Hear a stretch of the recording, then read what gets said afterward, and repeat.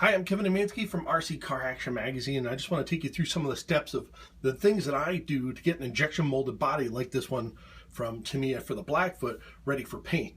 Now, every single body that's injection molded has mold lines. It's where the two parts or three or four parts of the molds come together. They form a line in the plastic, so I take the time to find those and get rid of them. Some of the places that had it on this body were right here on the roof line, behind the cab, along the bed here, and some other spots. So what I do is I just go ahead and sand all those down with, say, 600 grit sandpaper to get rid of them. And then part of the problem is once you do that, you'll have that line out of the way, but sometimes there'll be a dip in the plastic. So you want to go ahead and fill that up to get rid of that little dip.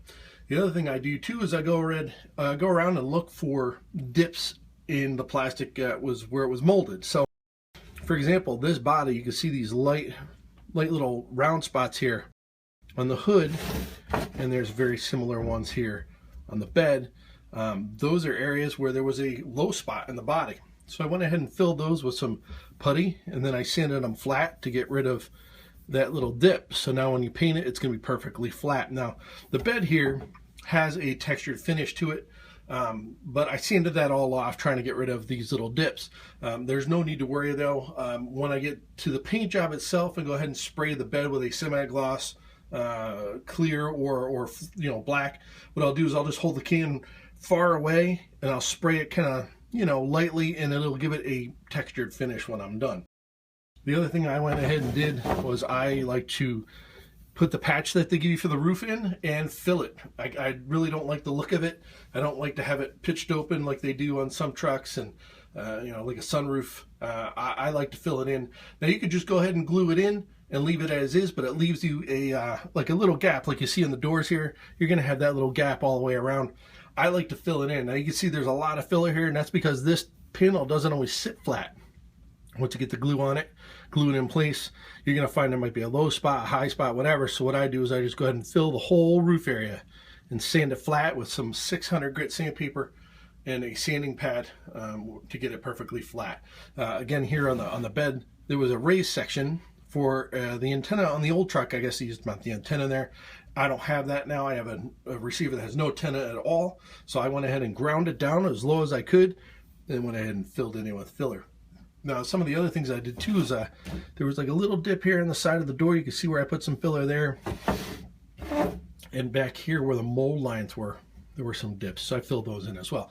Now, one of the things that I do too is you're going to find when you go ahead and put a lot of filler like I did up here on the roof, you're going to find that it will shrink. Filler does have, a tendency to do that when it dries. It'll shrink up. So what I do is I put on the filler and I let it dry.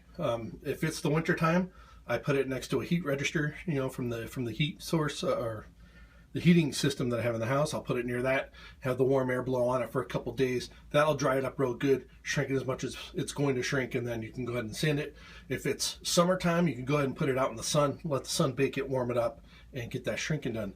Then I go ahead and sand it down, and I actually coat it, this entire area here, I've coated with a thin layer of CA glue. The CA gets on there, hardens everything up, and will keep it from shrinking further, and then you're good to go. Sometimes though, you might have to do 2 or 3 coats to get it perfectly flat like I have here.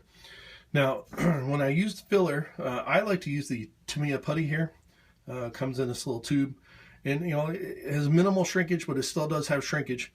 So let it dry as long as you can before you sand and paint. That way you will minimize the shrinkage under the paint itself. Now, it does look a little rough. I went ahead and sanded the whole body down with 1000 grit sandpaper to prepare it for paint.